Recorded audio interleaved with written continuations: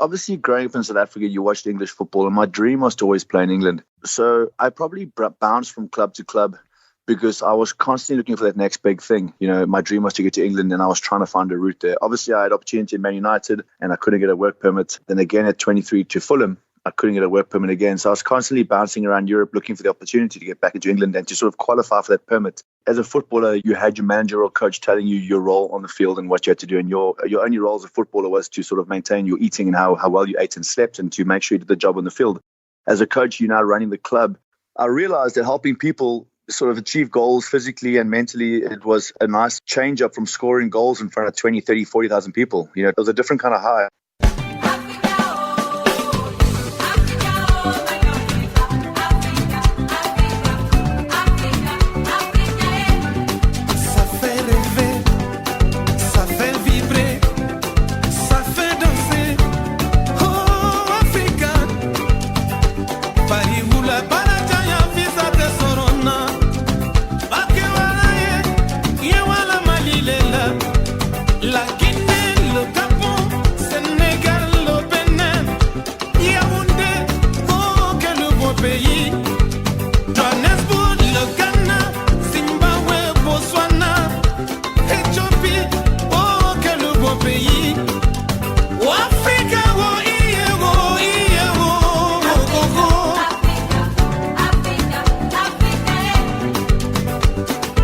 Hello, Africa. You're listening to 1000 African Voices. I'm your host, Aburengwi C, coming to you from our Johannesburg studios. 1000 African Voices is a program that profiles Africans of diverse cultures who have traveled and lived across the African continent and the world. In this series, we will collect and share stories from all parts of Africa. Welcome. 1000 African Voices. Hello, Africa, and welcome to yet another episode of 1000 African Voices. Today we're joined by Mr. Ryan Botha, who will shortly introduce himself to the listeners of 1000 African Voices. Hello, Ryan. Hi, how are you? Doing really well, Ryan. How are you? Great, thanks. Just finishing work, got home now. It's been a long day. It's nice being on the phone to have a chat. Oh, no, lovely. Thank you for joining us. Ryan, maybe just before we get started, when you asked about who you are, how do you normally respond to that question? It's a very good question because I've had so many sort of introductions. But basically, my name is Ryan Botha. I'm an ex-professional footballer. I played in South Africa for 7 years and overseas for 7 years. And now I'm a gym owner. So while doing my coaching license. So, yeah. Okay. Did you say you're busy with your coaching license? Yes, for soccer. So I've just done my international C level through Scotland. I've got a couple more levels to go through before I can coach professionally anywhere in the world. Oh, lovely. Where do you want to go with that? I watch a lot of football, and being a football manager or coach seems like such a stressful job. Why would you want to do that yourself? It is stressful. Obviously, you, as a footballer, you had your manager or coach telling you your role on the field and what you had to do. And your only role as a footballer was to sort of maintain your eating and how well you ate and slept and to make sure you did the job on the field. As a coach, you're now running the club with regards to the players, who's in, who's out, formations. So it's a lot more stressful. But it's natural progression for a guy like me as an ex-footballer who loves the game and still has a lot to give back to the game, to get back into the game that you love so much and starting off at grassroots level and working towards professional ranks. Lovely. I've been on the ryanbotha.com website all week preparing for this interview, but what I really like is your bio. And what I like about the bio is the number of times you've moved clubs. So I wanted that to be at least one of the questions I ask. Sure. Can you take us through your footballing career, starting from, I suppose, going to Manchester United all the way to Thanda Zulu Royals? Yeah, obviously growing up in South Africa, you watched English football, and my dream was to always play in England. So I probably bounced from club to club because I was constantly looking for that next big thing. My dream was to get to England, and I was trying to find a route there. Obviously, I had opportunity in Man United, and I couldn't get a work permit. Then again at 23 to Fulham, I couldn't get a work permit again. So I was constantly bouncing around Europe looking for the opportunity to get back into England and to sort of qualify for that permit. through enough international games for my country. So if I had to look back, they always ask that question, in hindsight, what would you have changed? I probably would have, there were one or two clubs which I thoroughly enjoyed my football at, and I played great football. And in hindsight, I probably would have stayed there for a lot longer in my career and settled down a bit more and sort of stopped chasing that dream. Because being a South African, it's quite difficult to get to England.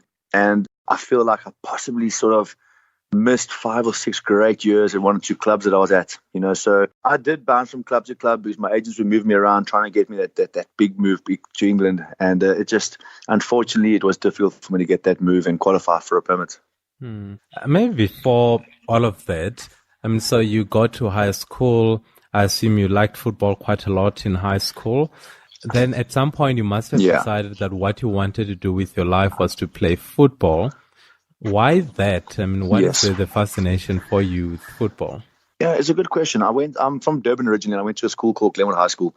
Obviously there, the primary sport was rugby and then it filtered to cricket. But, Glenwood was great because I played first team rugby. I played first team cricket.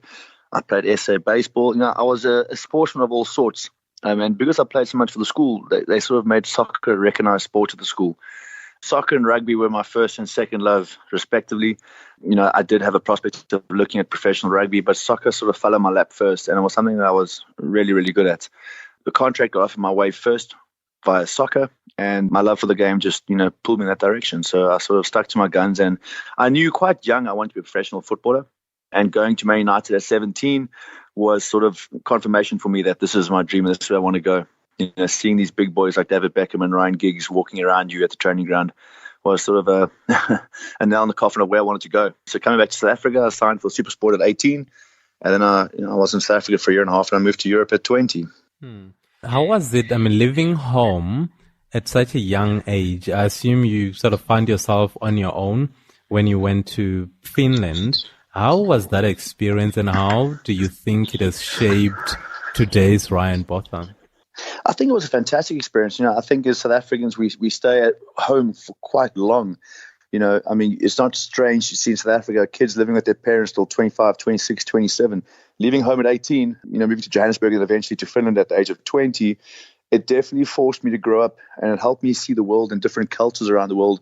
I got to respect life more. You can be quite sheltered living in one country your entire life, but traveling at a young age and fending for yourself and having to be an adult at such a young age, it definitely sort of propelled me into a much more adult role younger. And I obviously then had to fend for yourself. It was all about you. It was on your chin. If you make mistakes, it's your mistake. You can't turn to your parents.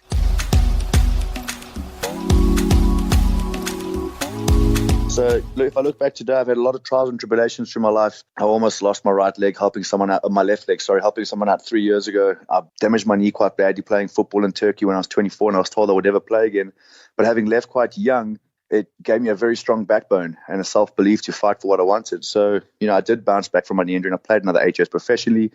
My left leg's still intact and I'm walking today when I was told I wouldn't walk again. So it definitely made me a much stronger character.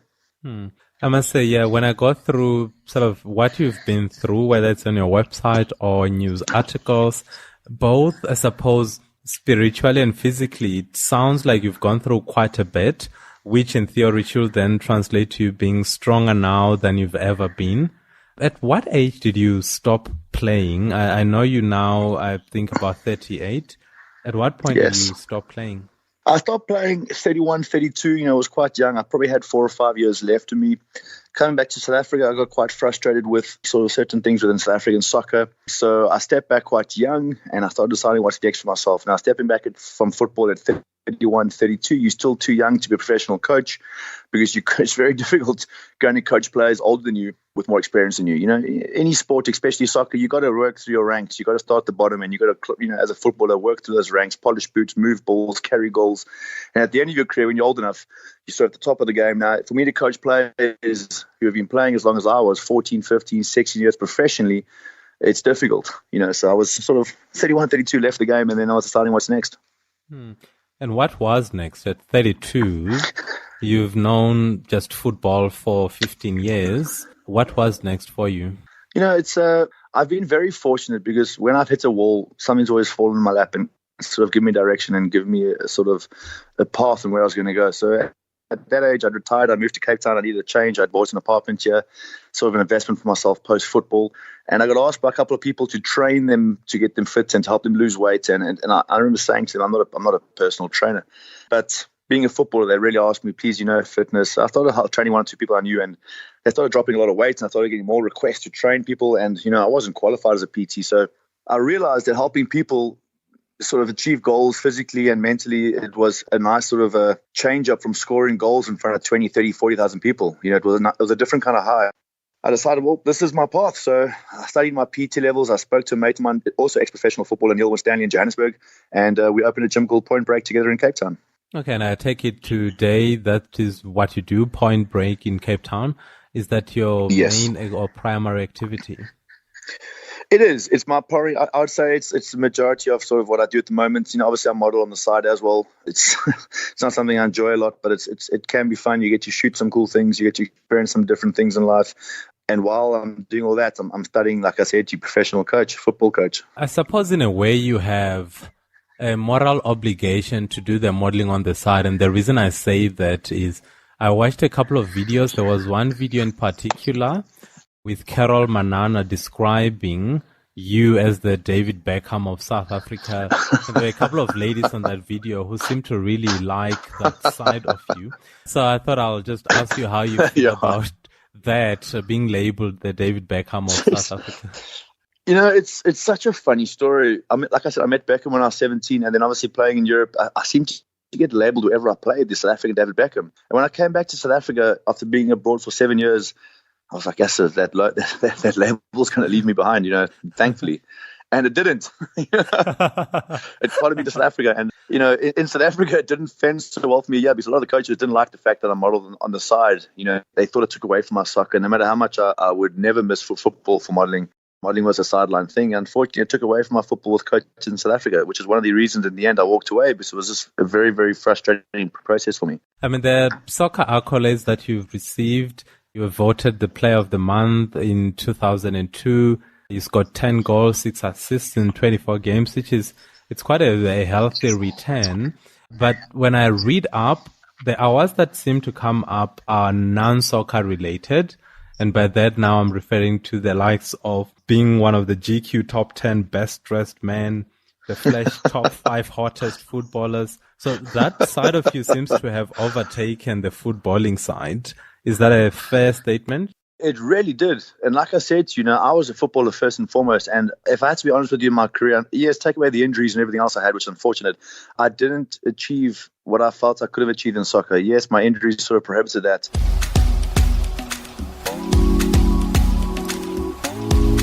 Maybe, Ryan, just to go back to the coaching bit, having played in both South Africa and Europe, so I watch a lot of football. Unfortunately, I suppose in 2019, a diehard Arsenal fan.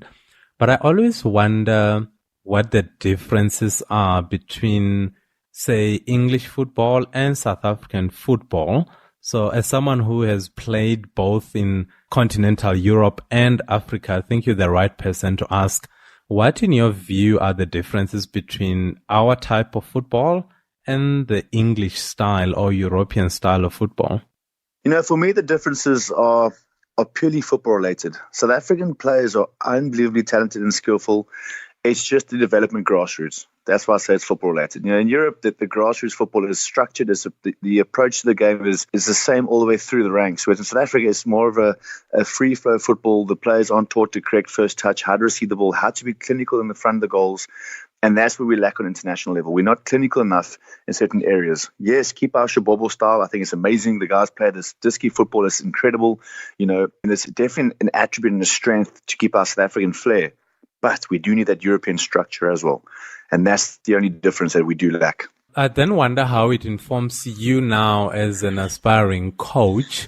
So I don't know what your plans are, but if your first job is maybe in South Africa and your ambitions are maybe to end up one day coaching in Europe, how would you then find that balance? So if you were to coach, say, Polokwane City in South Africa, do you allow for that free-flowing Shibobo style, as you put it, or do you go in and put more structure to that? I would definitely add a little bit of structure while allowing that freedom. If you look at the South African coaches who've got it right in South Africa and they win numerous accolades all the time, it's because they keep the structure from the back line. They play structured football while allowing players in certain areas of the park to still keep that South African flair. When teams let players play South African flair any area of the park, that allows for mistakes, in which is when you get the other teams to punish you.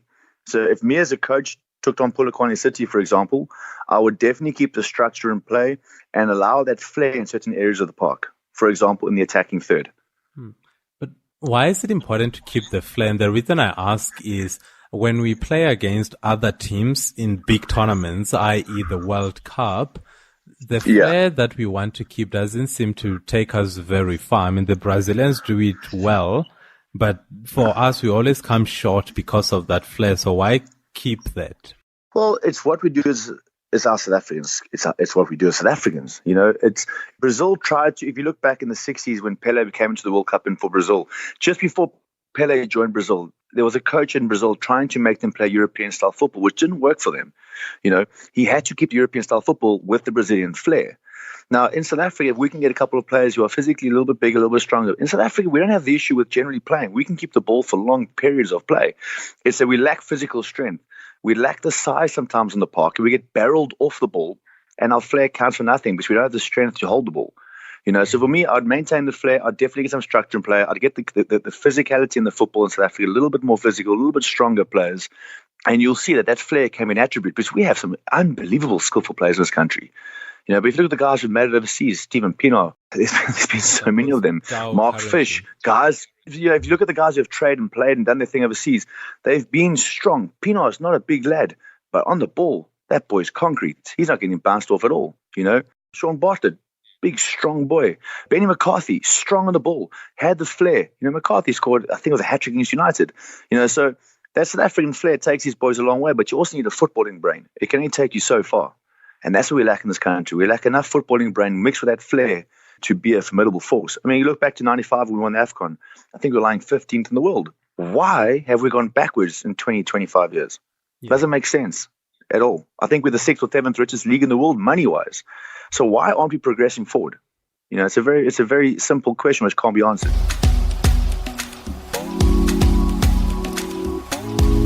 Yeah, and that's why it's a fair question to ask to someone like you who has not only played, but you've now studied football.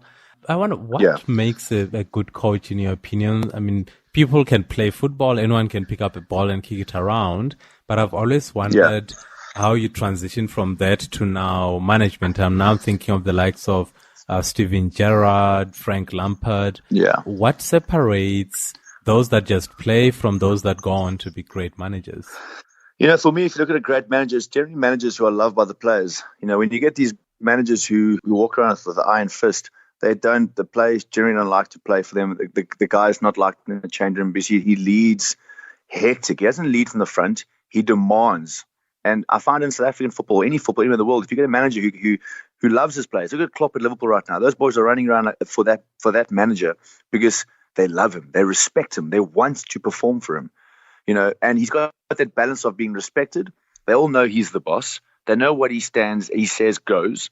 Yet, he still has respect because he's approachable to talk to. He doesn't judge any of his players. You never hear anyone discussing Klopp in a negative light. Mourinho was that coach for a very, very long time, that manager.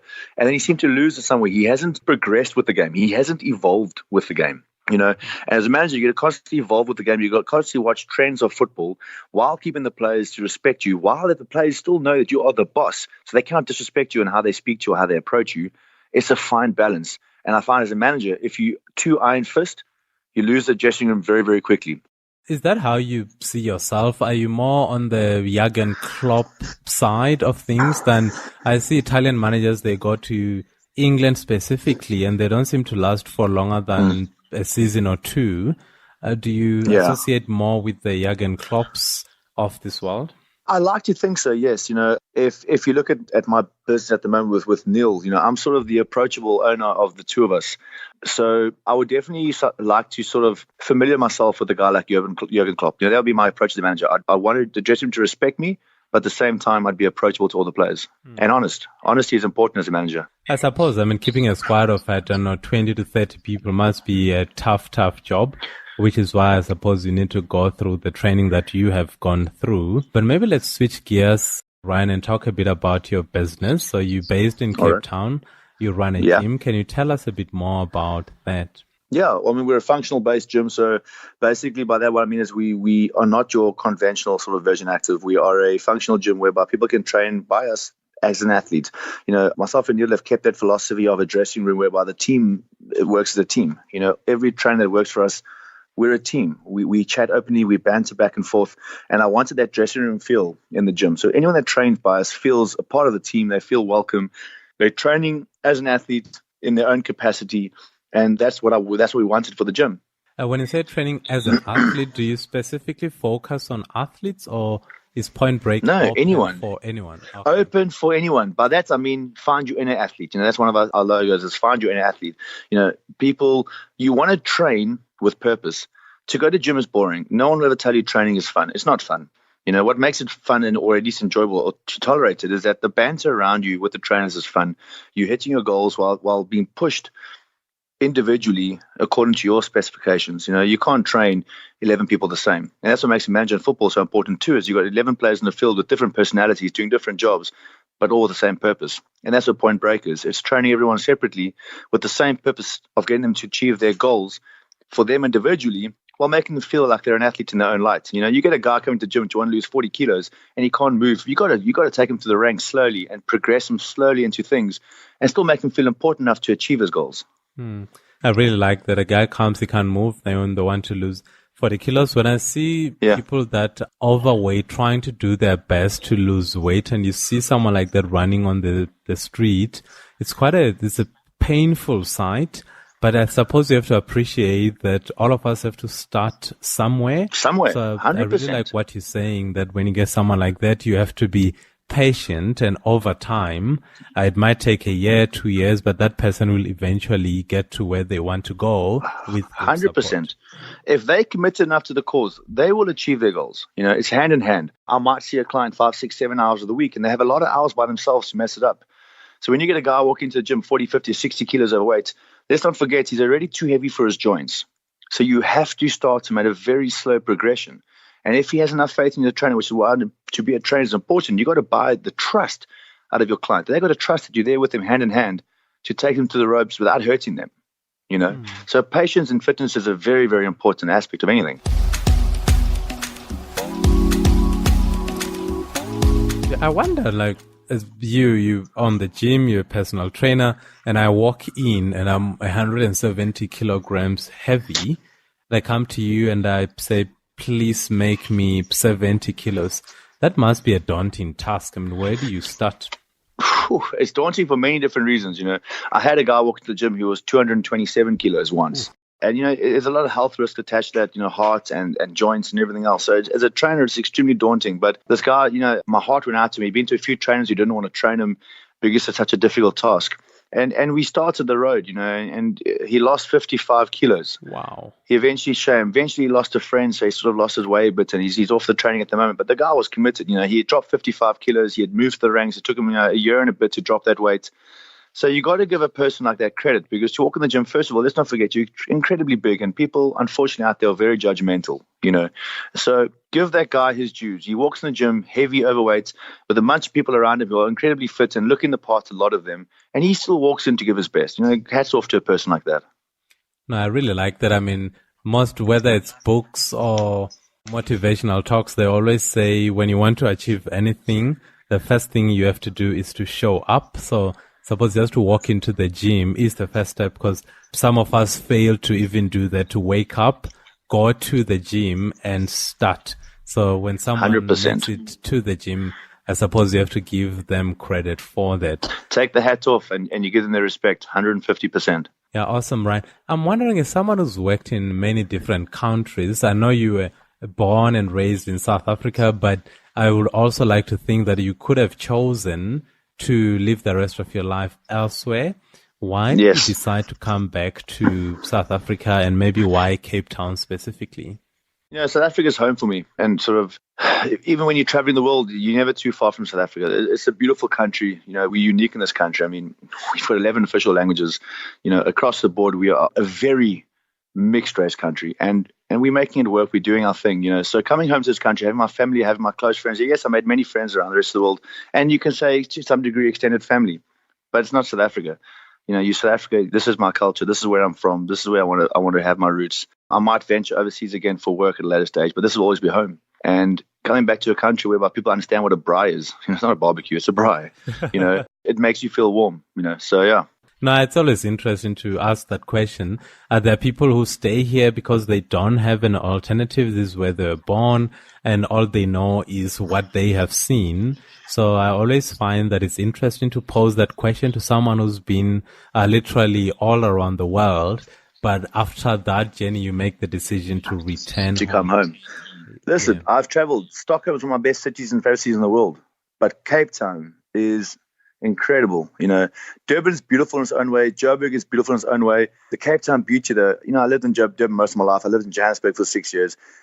But in Cape Town, I've been here for 8 years, and I still find myself some mornings driving to work and going, wow, the city's incredible. There's a reason why Cape Town is consistently voted the best city in the world. You know what I mean? Exactly. Yeah. 100%. So, yeah. Oh, lovely. Ryan, as we're about to wrap up, I'm wondering maybe if there are other things you want to say that maybe we didn't get an opportunity to talk about. What would you like our listeners to know maybe about what you do, who you are, maybe South Africa as a whole, just generally as we close off? Yeah, obviously I'm into fitness, and that's what I do. I like my new rush, my new high is having a person walk in the gym who can't do much of what they think they want to do, and then they start achieving it, and you see that the lights in their eyes come alive.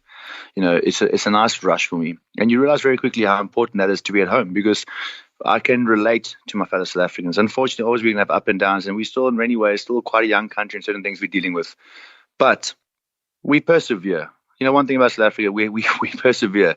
We won the World Cup in '95 and no one thought we could do it. We won the AFCON and no one thought we can do it. People have fled this country thinking when the government changed, we're going to leave, the country's going to go going down the toilets. We still, trudging on, trying to make it work, and people are coming back again. So one thing about South Africans, we're a resilient country, 150%. We don't give up very easily, and that part stemmed through me as a person as well, which is why when I was told I couldn't do things as a footballer, I couldn't do that as to walk again. I did all of that because it's who I am. I'm South African, and we fight for what we want.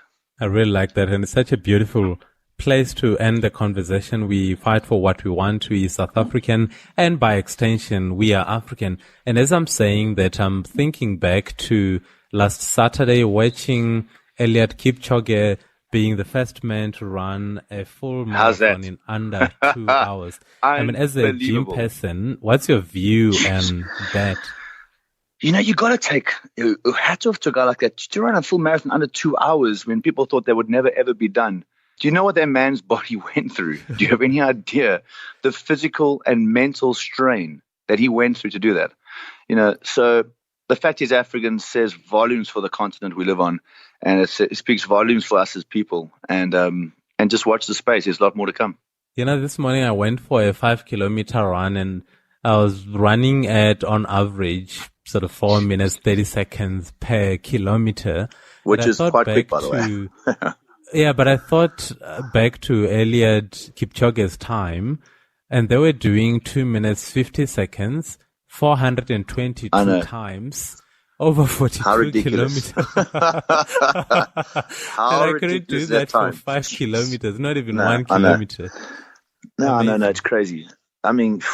Hats off, that's amazing. It's incredible. Yeah. Anyway, Ryan, it's been such a pleasure to talk to you. Thank you for your time. I really appreciate it.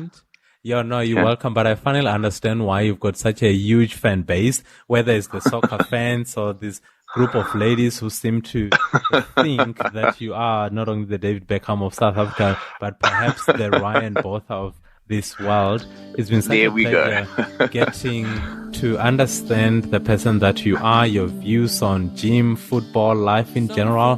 This has really been a blast for me, so thank you. Thank you so much, Joe. I really, really appreciate it.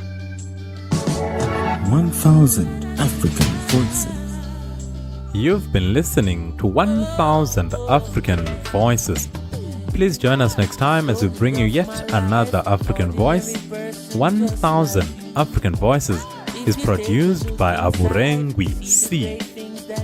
Sam Ganich is our sound engineer, with our head researcher Jones Maleka. The intro soundtrack for the show is by the legendary Salif Gator from his 1995 album Forlorn. The song you're listening to right now is by Chronix, and the title of the song is Legend. For more information, including the contact details of our guests, please visit us on our website www.1000africanvoices.com. You can also subscribe to our show on iTunes by searching for 1000 African Voices. We are also available on Stitcher. You can find us as well on Podbean. The only thing we ask of you is that you subscribe to our show by logging on to 1000africanvoices.com and click the subscribe button. That helps us grow. It helps us keep producing and bringing to you more African voices. Until next time, Kungana Africa, and take care. Being an ordinary person doing what's right. Yesterday at the football game, a little girl asked me my name. She said, "Sir, I've seen you before, tell me who are you?" I said, "I am a legend that you never heard of before." She said, "I am a lion, but you never heard me roar. I am a hero that nobody celebrates. But if one person remembers my name, that means on the ocean of fame I'm an unknown sailor. I'm the percussionist playing with the whalers, the one with the shaker, the mover and shaker. My name wasn't on the front of the paper, but me not cater. Much more than the work is greater. Creation glorifies creator. So all deeds done are in the name of my maker. I am a legend that you probably never hear about. Words from the lion's mouth. I am a hero that nobody celebrates. But if one person remembers my name, give praise, that means I made a change.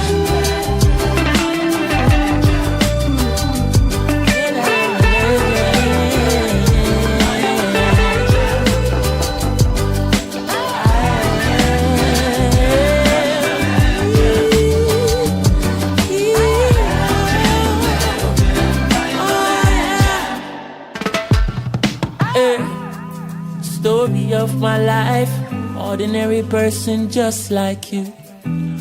If you take a look inside, you see the great things that people do. We're out here changing lives day and night, day in, day out.